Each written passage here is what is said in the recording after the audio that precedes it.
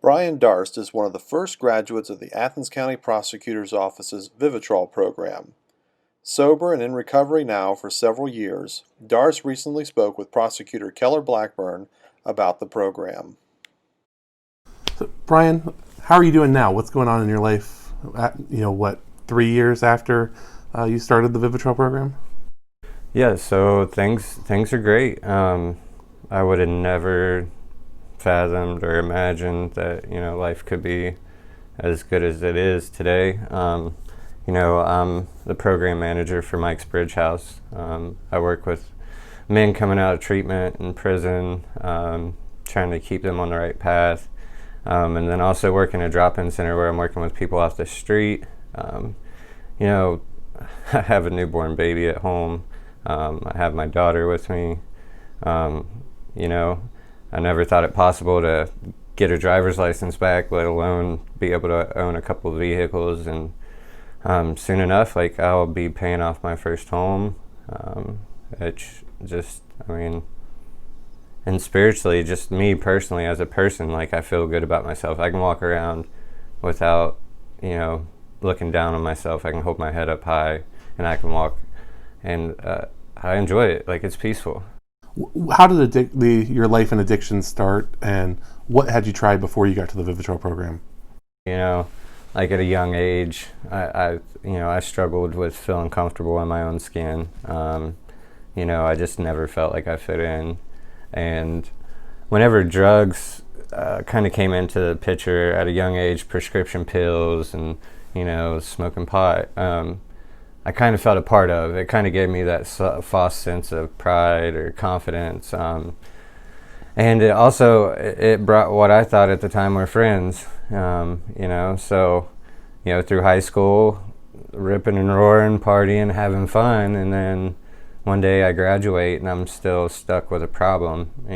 That's when I realized that I was addicted to opiates. I never had known up until that point. So what I thought was fun and the solution to my problem becomes my problem graduating. And then, it just gets worse and worse. I guess you would say my appetite or my tolerance would continue to grow. And, you're not employable when you're under the influence and not showing up for work. So I couldn't make money honestly to support my habit. So I started committing crimes and really just doing whatever I had to do to get my next high. And then fast forward to what brought me in front of you. I wake up one morning thinking it's a bright idea to drive my truck to the front of a gas station to attempt to steal an ATM. And looking back, I'm just like, what is that person thinking? How could he have ever imagined that he would get away with such things? And but I know, I was just full flight from reality. I had tunnel vision. The only thing that was in my brain was quick money, quick fix. Maybe I'll get through a couple of days.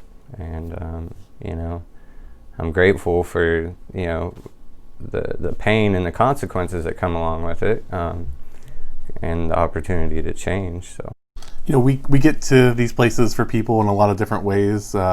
Some people get picked up, and the first time they come in, maybe they have an opportunity at Vivitrol or other programs, and they work for them. You've been to prison before. You've had multiple stints in the criminal justice system. Why do you think Vivitrol, run by this office, was successful for you? Multiple times I was in and out of county jails, prison, and it was like early on I would get a little slap on the wrist and then I just get shoved out the door with no resources, no nothing, just right back to the same exact scenario that I was in when I went. Maybe with a lower tolerance and didn't take me as much to get high, but there was never no support offered in that transition, coming out of whatever facility. I had went to a treatment center before and had a brief stint of sobriety, and clean time, but nothing really stuck. I never really had somebody in my corner being like, I have faith in you. You might not have faith in you, but I have faith in you. I have hope for you. I never really had that as far as anyone outside of my family, but I can manipulate my family.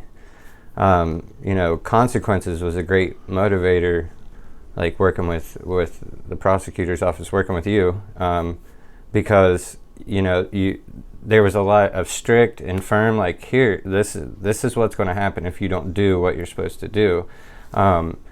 And I had never really had that, nobody to keep me accountable. I had probation officers in other counties that would just, let me come and go as I please, or if I decided I didn't want to show up, I didn't. It wasn't really an option. Hearing about Vivitrol, being locked up, and then getting an opportunity to participate in the Vivitrol program, I think what was different for me was, the staff here, and just, it was almost like a community of people that was like in my corner saying, hey, you can do this. Like, you can become better than what you already are. Like, you can move forward. And that was something that was strange to me. At first I was skeptical. I think I spoke with the first Vivitrol graduation. There was a couple people with badges and guns, and I still remember I was sweating. I was like, I'm just waiting for the handcuffs to come out. But after a period of time, like, I grew to trust not only you, but your office, and was able to honestly feel like I built friendships with people that I could call if I was having a bad day, and they genuinely was concerned. They wanted to see the best for me. And actually, one of your staff, she pushed me to get into peer support. She said, you have a calling, you're really good with people. And like, every time I would come check in, she was like, well, have you done this yet? Are you doing this yet? So, honestly, if it wasn't for that, I don't know if I'd be where I'm at right now. So, just like, from your point of view, working with me, do you feel the rewards, and what do you see in the future for the Vivitrol program as it progresses?